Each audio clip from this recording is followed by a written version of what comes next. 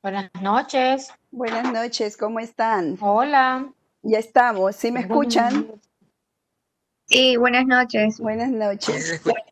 Ya. Buenas noches, ¿Qué hora doctor tienen? Scott. ¿Cómo Estamos ya están? aquí, ¿eh? ¿Cómo están? ¿Cómo han Aquí, pasado? queremos Bien. escuchar Bueno, esperamos muy que bien. ya son las 7, En ¿no? medio podemos ver. Ya tenemos las 7 de la noche. Exactamente. Ya, muy bien. Entonces vamos a Tenemos, comenzar. Si se corta la reunión, nos volvemos a conectar, porque a veces, bueno, esto no me... entonces vamos a comenzar. Les estoy compartiendo pantalla. Vamos en esta noche a ver la temática acerca de la bioseguridad para el personal de salud. La bioseguridad es un conjunto de medidas que, bueno, dirán, ya esto lo han ustedes visto, pero igual tenemos que recordarlas como medidas preventivas destinadas a mantener el control de los factores de riesgo laborales. Es procedente de agentes biológicos, físicos, químicos, y bueno, pues una disciplina del comportamiento que propone lograr acciones, actitudes que van a disminuir el riesgo del personal de salud para adquirir infecciones. En el ámbito de la atención médica es un lugar propicio para la generación y difusión de las infecciones, dado que la inobservancia de las medidas de bioseguridad por parte de nosotros, por parte del personal de salud, por parte de los usuarios, que son portadores, somos portadores a veces de gérmenes que causan infecciones y pueden provocar alteraciones graves y aún la muerte. Entonces, todas las personas que acuden y trabajamos en establecimientos de salud tenemos que aplicar estas medidas que son de prevención contra enfermedades transmisibles. Asimismo, la importancia de los equipos de protección personal, el uso de los desinfectantes, de los antisépticos, las formas de esterilización, la higiene de los espacios físicos, los accidentes de trabajo por riesgos biológicos a los doctor cuales Scott, un pues momentito. sí. ¿Usted me podría ayudar si nos pone para grabar la Sí, está grabando, información? tranquila, porque ya ahorita ya Ya, muy salió bien. esto, no se preocupen. Ya, muy bien, Esto va a estar gracias. en YouTube. Entonces, todo esto frente a los accidentes de exposición a sangre, fluidos corporales y entre otros, hay medidas pues que orientan a precautelar la protección de nosotros, de ustedes, de los profesionales y usuarios de los establecimientos de salud. Las actividades que desarrolla el personal de salud conlleva a las exposiciones de todos estos factores de riesgo. Y vemos pues que tanto infecciosos como no infecciosos que demandan el uso de diversas medidas de protección. Y estos factores de riesgo pueden provocar infecciones, problemas de salud en los distintos establecimientos de salud si no se dan, o sea, la manera adecuada, si no se los maneja de forma adecuada. Entonces, prevenir, reducir los riesgos de accidentes por contactos biológicos en todos los ambientes de los servicios de salud es muy importante, así como establecer mecanismos y acciones que permitan la acción inmediata de estas medidas de bioseguridad. Entonces aquí pues vamos a identificar la estandarización de la aplicación de las medidas de bioseguridad necesarias para disminuir y para minimizar o eliminar los factores de riesgo que pueden llegar a afectar la salud o la vida de las personas. Conocer protocolos de actuación del personal de salud para que adopte conductas a seguir frente a accidentes por sangre o líquidos biológicos y sensibilizar a todo el personal de salud y en caso en este grupo a ustedes como futuros profesionales sobre la importancia de la aplicación de las normas de bioseguridad. Recordar ciertos términos que, por ejemplo, la antisepsia, todo ese conjunto de procedimientos físicos, preferentemente, bueno, mecánicos y químicos, que se emplean para destruir los gérmenes patógenos, por ejemplo, la antisepsia de manos, antiséptico, agentes etiológicos, todos estos términos son importantes que se recuerden para que puedan tener la fundamentación correcta en esta parte del manejo de las medidas de bioseguridad. Porque si vamos a considerar, por ejemplo, un accidente, un bacteriostático, por ejemplo, que lo tenemos aquí en el glosario. Dice, ¿qué cosa? Sí, claro, ese es un método o agente químico que inhibe el crecimiento bacteriano, pero no necesariamente de materias. O sea, únicamente vamos nosotros a decir, bueno, la colonización, esa capacidad de los microorganismos para establecerse, multiplicarse en la piel. Es decir, término sencillo, es necesario cuando nosotros estamos hablando de bioseguridad. Toda esta parte de desinfección de alto nivel, desinfección terminal, porque se la realizan, así como la desinfección concurrente, la flora transitoria, la infección intrahospitalaria, cuando es por ejemplo, una infección intrahospitalaria.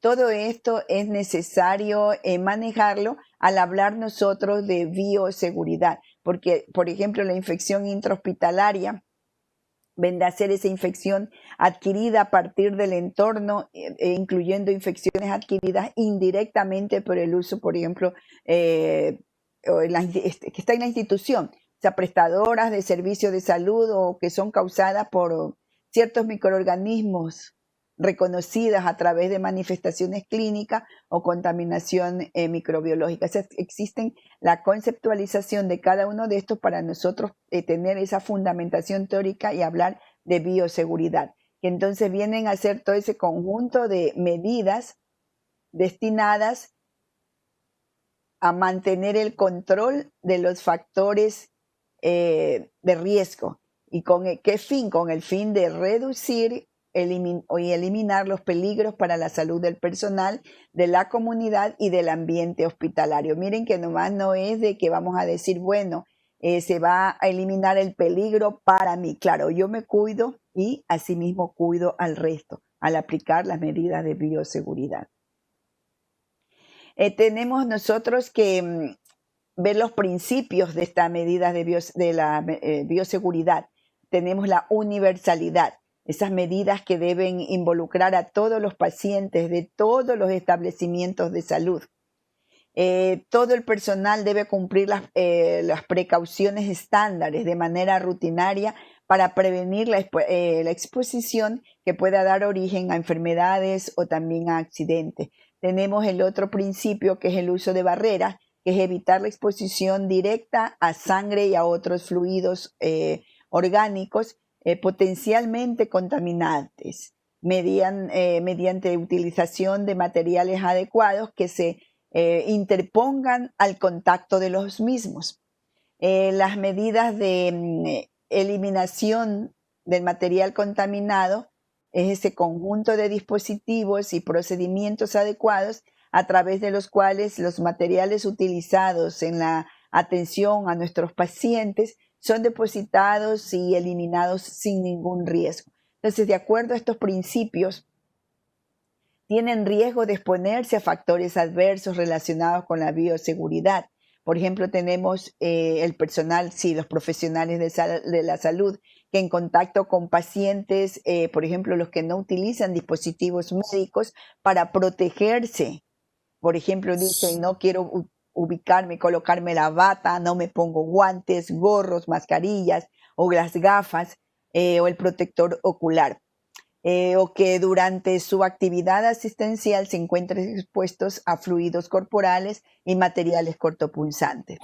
Los trabajadores también de la salud constituyen esa población con alto riesgo de sufrir alguna patología, con la elevada probabilidad que tienen de llevar a cabo contactos, ciertos contactos inseguros, diríamos, con diferentes tipos de fluidos corporales, con microorganismos que se encuentran en el ambiente donde uno se desenvuelve, donde uno está trabajando, en el cubículo del paciente, en todo el ambiente donde está, en el ambiente hospitalario. Doctora Magali. Sí. Sí, doctora Magali. Sí. Disculpe que le interrumpa. Hay un estudiante que quiere que le permitan Ya. la entrada. Y por favor, si usted nos pudiera ayudar Ya. grabando su conferencia. Sí está grabándose, yo voy a ir viendo. Muchísimas gracias, muy amable, doctora.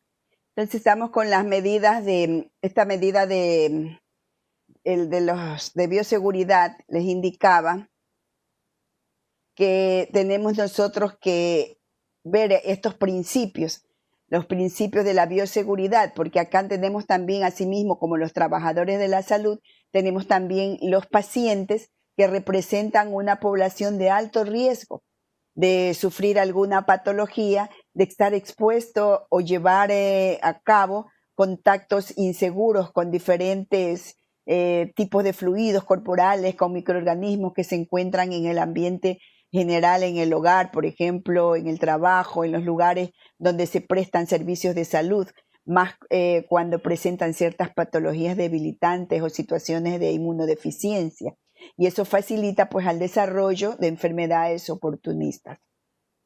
A su vez también tenemos nosotros pacientes que son pues portadores de gérmenes y pueden difundirse en el ambiente de las instalaciones de salud a las cuales pues asisten y son capaces de afectar también a otros pacientes y al personal de salud también. Por ejemplo, nosotros tenemos las personas que tienen la Klebsiella pneumoniae resistente a carbapenemasa, es decir, el KPC, y son pacientes, son personas que ya son portadoras de esta Klebsiella y tienen ellos pues que saber la situación, tienen que ser educados para evitar, por ejemplo, continuar contaminando al resto de personas, y eso es lo que les indico, que si llegan, por ejemplo, a una institución de salud, présteme en un baño, una consulta externa, y no se realiza la desinfección adecuada de esos baños, porque no aplican la bioseguridad como debe de ser, entonces ahí sí nosotros estamos yéndonos contra ese principio, contra las medidas de eliminación. Tenemos también otras personas que concurren o que se encuentran en las instalaciones de salud, también son potencialmente pues susceptibles a todo esto, porque como familiares, acompañantes, trabajadores del área administrativa, visitantes en general, o sea, que asisten a los servicios de salud y se encuentran expuestos al riesgo de sufrir alguna patología. En el contacto o la exposición insegura con fluidos corporales y organismos que se encuentran también pues, en el ambiente donde se presentan estos pacientes a solicitar o a demandar atención. De acuerdo a estos principios de riesgo, pues entonces tenemos nosotros ciertos factores, estos factores adversos relacionados, todos estos con la bioseguridad. Y aquí también encontramos la comunidad. Encontramos nosotros a la comunidad porque concurre en sí también a las instalaciones de salud.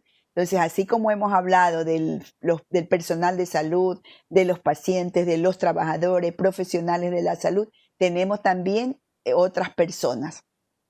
Entonces pueden exponerse a factores adversos relacionados con la bioseguridad.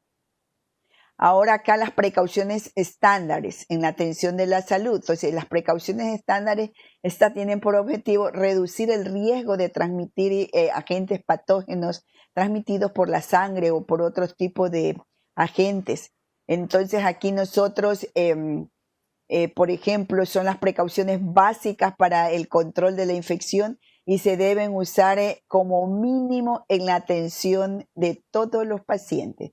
Entonces aquí en esa precaución estándar, ustedes se han de recordar esta primera que tenemos, porque se aplica, por ejemplo, esta precaución estándar se aplica a la sangre, a todos los fluidos biológicos, secreciones, excreciones, excepto el sudor e independientemente si contienen sangre visible o no. Por ejemplo, la piel no intacta, membranas y mucosas. La higiene de manos. La higiene de manos, entonces, este término genérico referido a cualquier medida adoptada para la limpieza de las manos. O sea, ya sea por fricción, con un preparado de base alcohólica o lavado con agua y jabón con el objetivo de reducir o inhibir el crecimiento de microorganismos en las manos.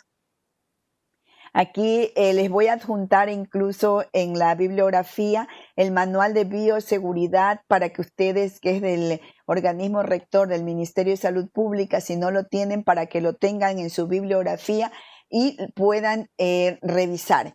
Además, o sea, las dos bibliografías les he de adjuntar en la parte para que les cuelguen en el aula virtual, pero aparte de eso el video irá pues en YouTube o en Drive para que ahí puedan también estar colgados con todo este material y puedan ustedes recordarse. Entonces nosotros tenemos aquí, por ejemplo, los tipos de higiene de manos. Fricción antiséptica con un preparado de base de alcohol. O sea, aquí pues la fricción antiséptica, que es la clasificación, fricción antiséptica prequirúrgica, y tenemos nosotros acá el objetivo, reducir la flora resistente, eliminar la flora transitoria presente en la piel, prevenir la contaminación del sitio quirúrgico por microorganismos presentes en las manos del equipo quirúrgico, y el producto es el preparado en base de alcohol etílico o isopropílico de 63 al 70%.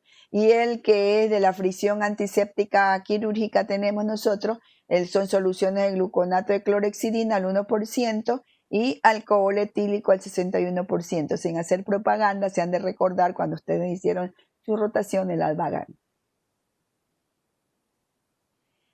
Tenemos nosotros que el lavado con agua y jabón. También acá lavado social o el lavado de manos con jabón no antiséptico, el lavado antiséptico y el lavado quirúrgico en cuanto a los tipos de la clasificación. Igual el objetivo pues queda pues remover la flora transitoria, la suciedad moderada de las manos, no tiene acción sobre flora resistente y todos acá son con jabón antiséptico. Y el lavado quirúrgico sí, antiséptico, pero viene a ser con la clorhexidina al 4% o gluconato de clorhexidina al 1% y alcohol etílico al 61%. Acá la técnica de higiene por fricción con preparados alcohólicos, pues ustedes aquí ya se recuerdan la duración del procedimiento de 20 a 30 segundos. Tenemos esto pues en los 8 momentos cuando vamos a realizarnos el lavado de manos, que ahorita está tan practicado por la situación mismo de la pandemia COVID-19 en la que estamos viviendo. Entonces aquí en este sería el procedimiento de 20 a 30 minutos, fricción con preparaciones alcohólicas. Y tenemos el lavado la técnica, pues ya ustedes la identifican pues con sus 8 pasos. Luego también tenemos la duración del procedimiento de lavado de manos, también con preparados pues ya de soluciones jabonosas.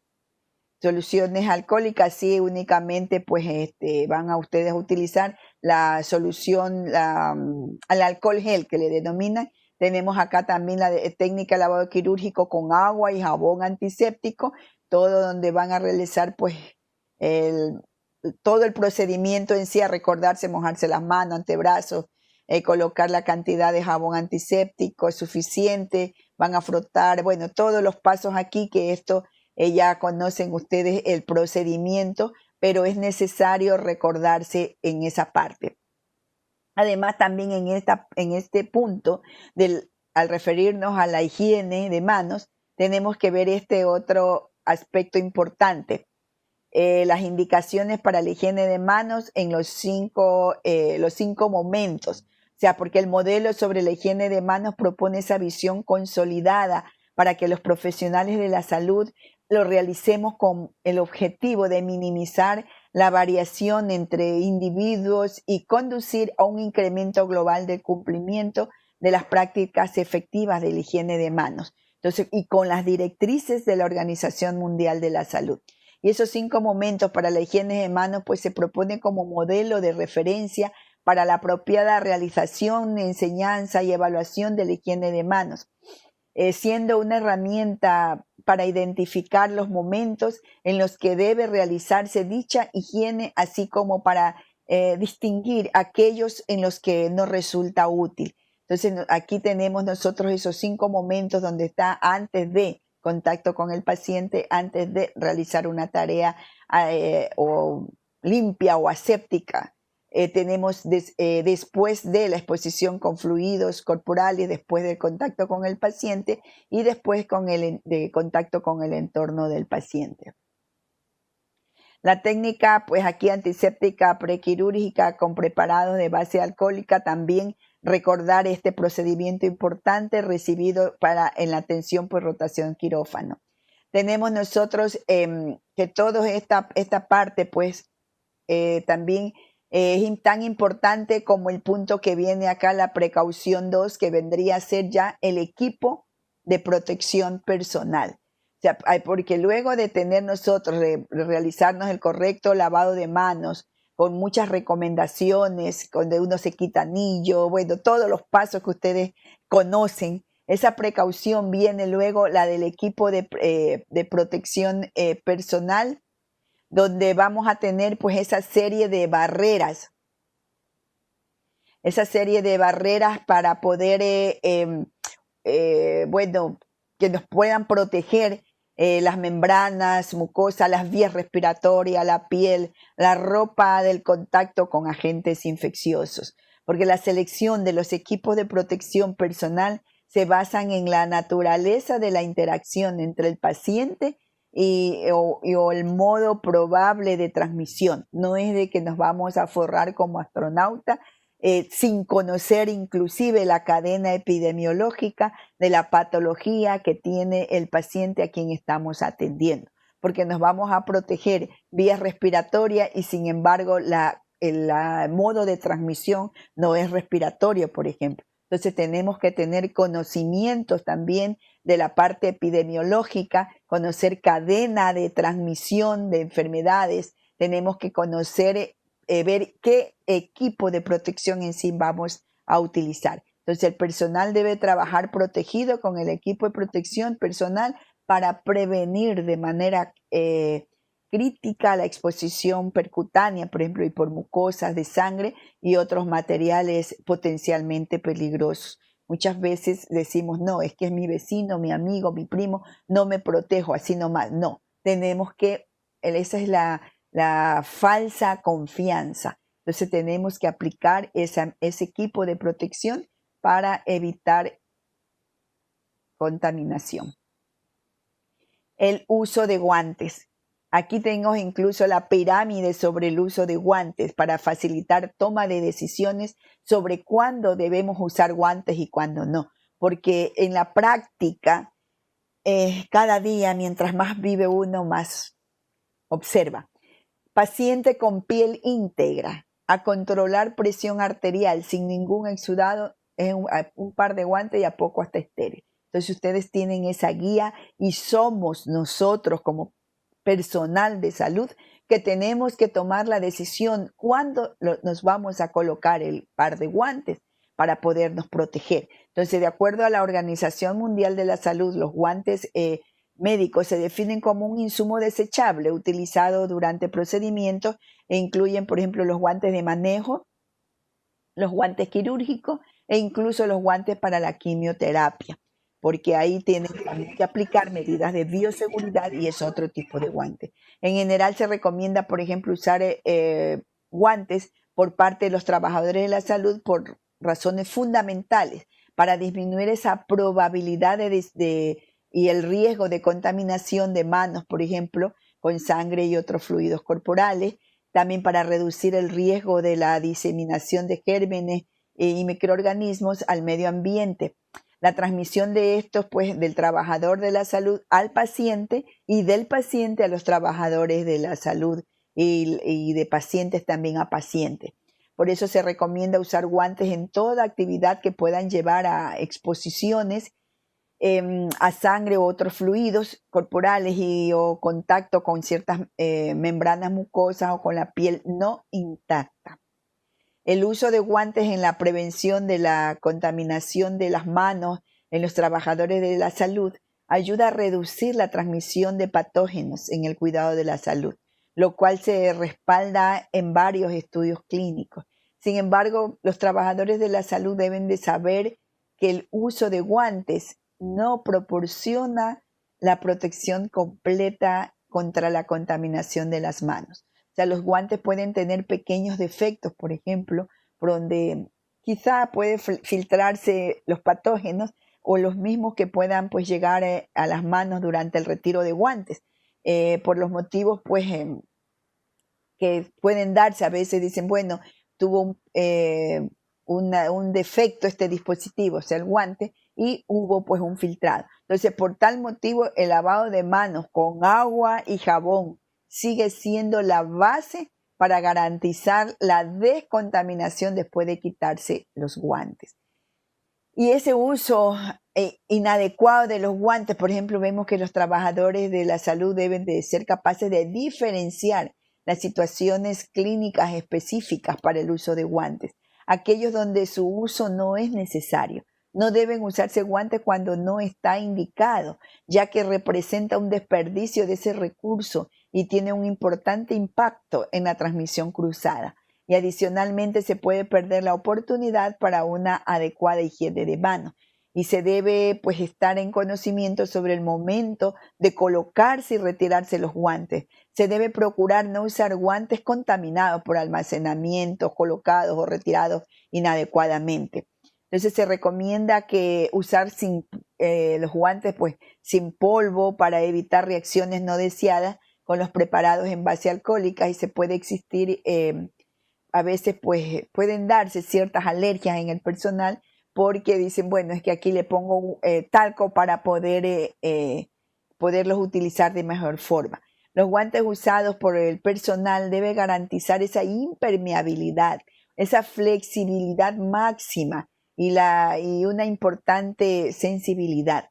Los materiales generalmente usados son látex, caucho natural, materiales sintéticos sin látex como vinilo, nitrilo y neopreno. Hay estudios publicados que indican que si el guante es de látex debe estar libre de polvo, liberar muy poca proteína de látex y tener, o sea, hipoalérgico. O sea, no significa, no van a fiarse de que va a ser un bajo contenido en proteína de látex, sino que se refiere a un menor uso de estos productos químicos. Entonces, las recomendaciones sobre el uso de guantes: de ninguna manera modificar indicaciones o momentos para la higiene de manos, o tampoco reemplazarla. No van a reemplazar la higiene de manos, usar los guantes cuando prevean pues contacto con sangre, con fluidos corporales. Cuando se usa también pues cámbieselos y elimínelos. Vamos nosotros aquí pues a ver pues en esta parte donde está la parte de la pirámide. En la pirámide, en la parte naranja, vemos allí pues cuándo utilizar los guantes estériles, porque a veces ya quieren guantes estériles para manejo de otras situaciones, y nosotros vemos pues que es para procedimientos quirúrgicos, por ejemplo, para la atención de un parto, para procedimientos, por ejemplo, invasivos.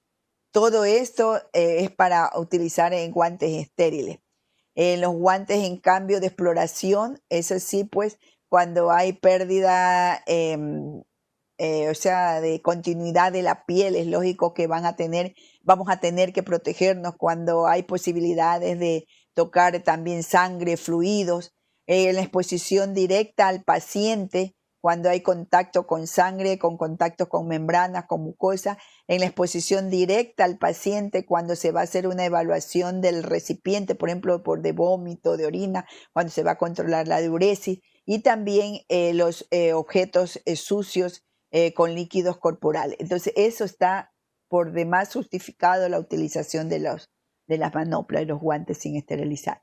Pero la utilización de guantes, dice, no debe estar en exposición directa al paciente y en la exposición indirecta. En la exposición directa es lógico que si hay pérdida de continuidad de la piel y vamos a tomar la presión, es lógico que van a tener que protegerse, pero caso contrario, para tomar la temperatura, para tomar la presión, no necesitan protegerse con guantes. Tienen que utilizar un correcto lavado de manos. Tampoco para poner inyecciones subcutáneas, por ejemplo, tampoco no tienen que ponerse guantes, ni para bañar al paciente, dice, o sea, un baño de ducha, porque si van a realizar un baño en cama, es lógico que no solamente van a tener que ponerse los guantes, sino que todo su equipo de protección personal para protegerse, o sea, dependiendo de la condición del paciente, porque probablemente van a manipular ciertas vías invasivas que tiene el paciente. En la parte de exposición también, no, es que voy a contestar el teléfono y contestan con guantes. Tampoco no tienen que utilizar guantes para inclusive quitar la sábana. Sí, claro, si tienen los campos muy sucios, tendrán que tomar la decisión para poder protegerse y utilizar los guantes, pero caso contrario no está indicada. Entonces la zona naranja indica el uso de guantes estériles. La zona tomate, indicaciones de uso de guantes limpios de manejo, las manoplas que le llaman. Y la zona pues que se ve como blanca, pero en el manual, bueno, si ustedes lo revisan, encontrarán, va a ser una zona ploma. Eso no se usa guantes. Eso es, así tenemos la indicación, pero tenemos nosotros también que ser los que vamos a tomar las decisiones para poder accionar. Caso contrario va a decir, es que me dijeron que no me ponga guantes. No, en una piel que hay solución de la continuidad. Es lógico que van a tener que protegerse allí. Por eso es la bioseguridad. Porque el uso de guantes puede provocar también, les decía, ciertas reacciones adversas, como la dermatitis de contacto irritativa. Hay zonas irritadas de la piel por el lavado también repetitivo de manos, y aparte de eso con el guante, esa dermatitis alérgica de contacto, hay reacción química inclusive que aparece 1 o 2 días después del contacto, también a veces desaparece si se deja de usar guantes, por ejemplo. Hay reacciones de hipersensibilidad inmediata, alergia al látex. Hay también pues cursa incluso con enrojecimiento de manos acompañado de cierto escozor, de ronchas. Las alteraciones en estos casos son los guantes sin polvo, es guantes sintéticos, el de vinilo o el de nitrilo, o guantes tricapa u otros guantes sintéticos. Hay otro tipo, por ejemplo, los neopreno, es otro tipo de guantes, o tricapa. Hay que tener también la precaución con los dispositivos de protección respiratoria, que esa es la precaución 4. Que es uno de los peligros ocupacionales en el entorno de la salud. Esa transmisión aérea de ciertas enfermedades infecciosas, inclusive la pandemia que estamos atravesando ahora, que no está todavía demostrado para decir que es también a nivel aéreo. Pero, sin embargo, igual nosotros tenemos que protegernos y es donde estamos utilizando este dispositivo muy importante. Entonces, el potencial de exposición no se limita solamente a médicos, enfermeras y personal de apoyo que atiende directamente a los pacientes. También abarca a las personas que entregan, por ejemplo, la comida, la alimentación, las personas que limpian las habitaciones, también pues los que hacen trabajos de mantenimiento, todas las personas que trabajan en áreas donde hay pacientes infectados también, por ejemplo, con enfermedades que se transmiten por el aire, están en posible riesgo. Esto ahorita les estoy indicando la bioseguridad de manera general, porque si nosotros nos centramos en motivo respiratorio, en lo de la pandemia, ahí sí hay otras especificaciones que veremos al final, unas cuantas. Entonces, en estas especificaciones de las mascarillas tenemos nosotros, pues la quirúrgica, tenemos diferentes tipos, la N95, la KN95 y su uso correcto, porque ese uso correcto, por ejemplo, de la mascarilla, la N95, que es una mascarilla pues de filtrado con su parte importante el control de las infecciones en los entornos de salud, a diferencia de las quirúrgicas que están diseñadas específicamente para proporcionar protección respiratoria al crear un sello hermético contra la piel y no permiten pues que pasen partículas que se encuentran en el aire, entre ellas los patógenos. Entonces el N95 indica que el respirador filtra por lo menos el 95% de partículas que se encuentran en el aire. Y eso se debe utilizar, por ejemplo, cuando se atiende a pacientes con tuberculosis, o sea, es lo fundamental. Y ustedes vieron ahora, pues, que se estaba, porque incluso en nuestro país se terminaban, y más que todo en las instituciones de salud, la N95. Tenemos también porque el personal debe usar los respiradores conforme a las normas del Programa Integral de Protección Respiratoria. Los empleados pues debemos de cumplir los requisitos de crear o de implementar los programas de protección respiratoria pues con procedimientos específicos del lugar de trabajo y proveer la capacitación sobre esos procedimientos, porque hay las técnicas para colocarse inclusive y retirarse el respirador, porque se ha usado pues con anterioridad, que le ha ajustado bien, hay que usar el mismo tamaño, modelo y la misma marca. Hay que revisar estas mascarillas, estos respiradores que se le llaman, pues, que estén en buenas condiciones, porque parece a veces que están dañados. Por ejemplo, los N95, la tira amarilla, a veces ya venía como pasada y se arrancaba. Entonces, si está dañado, pues eso hay que reemplazarlo. Evitar que haya vello facial, hebras de cabello, joyas, lentes o prendas de vestir o cualquier otra cosa entre el respirador y su cara, o que esté previniendo la colocación pues adecuada del respirador, porque a veces uno se lo va a colocar y hay algo que está molestando. Entonces, ahí no va a poder colocarse en forma adecuada.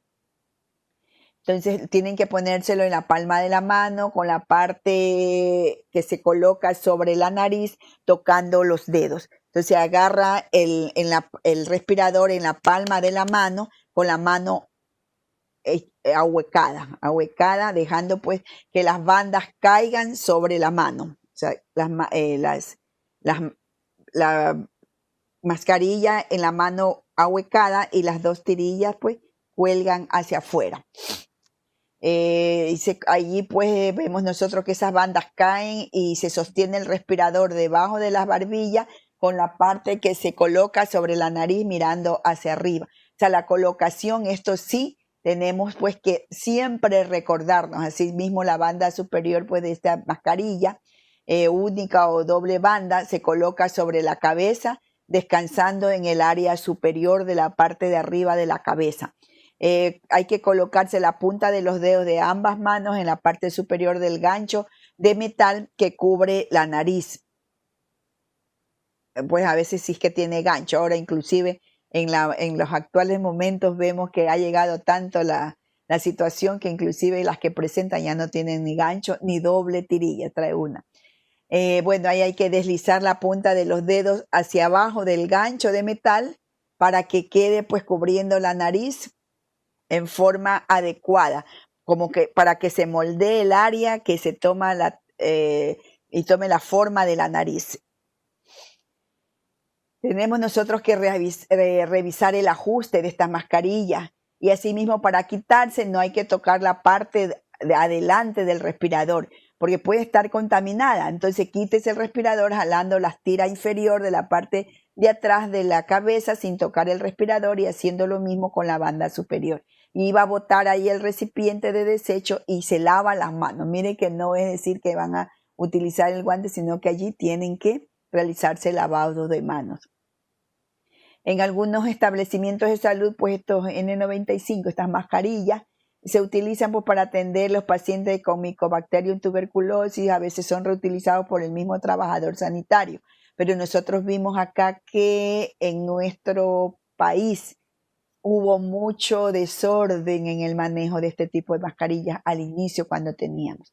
Entonces, esta práctica aceptable siempre y cuando el respirador no se encuentre húmedo, dañado o sucio, se ajusta, pues no se vea comprometido, por ejemplo, por el cambio en la forma o no esté contaminado con sangre o fluidos corporales y además se almacene en un lugar limpio y seco. Entonces, no existen datos sobre los cuales pues, basar una recomendación para el tiempo de reuso de la N95.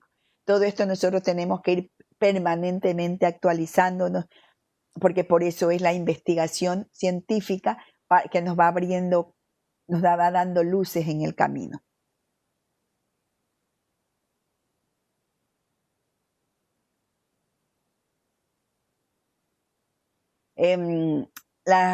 Aquí en esta parte la recomendación también para la mascarilla quirúrgica, que no son protectores respiratorios, esos son dispositivos, pues aquí tenemos nosotros que se colocan en boca, nariz y el personal, por ejemplo, de quirófano durante los procedimientos quirúrgicos, es para proteger al paciente y proteger también al personal y evitar pues la transmisión de todos los microorganismos y fluidos corporales. Estas mascarillas no crean un sello hermético con la piel. Entonces, todo eso nosotros tenemos que ir viendo. Tenemos el uso de la protección ocular también, esto que es obligatorio para los procedimientos que generan salpicaduras, esquirlas, gotas o aerosoles. Pero este es uno de los dispositivos olvidados porque el personal no los utiliza, las gafas, o sea, los protectores oculares. Estos pueden ser inclusive para la protección de la piel del rostro y infecciones en los ojos ocasionadas por carga microbiana, potencialmente patógenas, porque estos contienen pues una carga bacteriana elevada y también pues hay posibles traumas que puede producir, por ejemplo, unas migajas, por ejemplo, cuando están el traumatólogo operando y no se protege, pueden llegarle pues esquirlas, pueden llegarle ciertos pedacitos o trozos de huesos de todo este material que está él con el que está trabajando, y si no hay una protección ocular adecuada, es lógico que va a afectar al trabajador. Tenemos nosotros también acá pues el uso, pues es importante el uso también del gorro. El uso del gorro, ahora que en estos momentos vemos que está muy utilizado, pero bueno, todo eso es porque el cabello, en el momento que vamos a realizar procedimientos, pueden dispersarse y también vamos nosotros, si no vamos a estar tocándolo, puede también el cabello dispersar microorganismos pues, que flotan en el aire del establecimiento y pueden retener también el cabello más microorganismos, o también nosotros, como el cabello es uno de los lugares más sucios, diríamos, de nuestro cuerpo. Entonces también aquí vamos nosotros pues lo consideramos como una fuente de infección y vehículo de transmisión de microorganismos. Por lo tanto, antes de colocarse pues el vestido de cirugía se indica utilizar el gorro, porque esto va a prevenir inclusive toda esa caída de partículas contaminantes en el vestido, proteger el campo quirúrgico por toda esa caída accidental de cabello mientras se realiza un procedimiento. Tenemos nosotros también el uso de protección corporal. Sería pues que permite establecer una barrera mecánica entre la persona que lo usa y el paciente, y deben reunir condiciones indemnes que impidan pues el traspaso de microorganismos. Aquí tenemos las batas, que deberán de ser preferentemente largas, impermeables. Están indicadas en todo procedimiento donde haya exposición a líquidos, a fluidos corporales, como drenajes de absceso, atención de heridas, partos, punción de cadáveres, entre otros. Todo eso aquí nosotros tenemos que utilizar aplicar las medidas de bioseguridad, y este punto 7, precaución, que es el uso pues de la protección corporal, que sería esa barrera al utilizar la bata. Nosotros pues aquí tienen ciertas características donde vamos nosotros que sea estas batas preferible que sean descartables, impermeables a fluidos, permitir pues la entrada y salida del aire brindando un buen nivel de transpiración, que sea resistente a las perforaciones, porque a veces pues las rasgaduras pueden dañarse, entonces aún en procedimientos prolongados que sean o deben utilizarse durante la atención de pacientes infectados por microorganismos epidemiológicamente importantes para reducir esa transmisión a otros pacientes y también al ambiente. También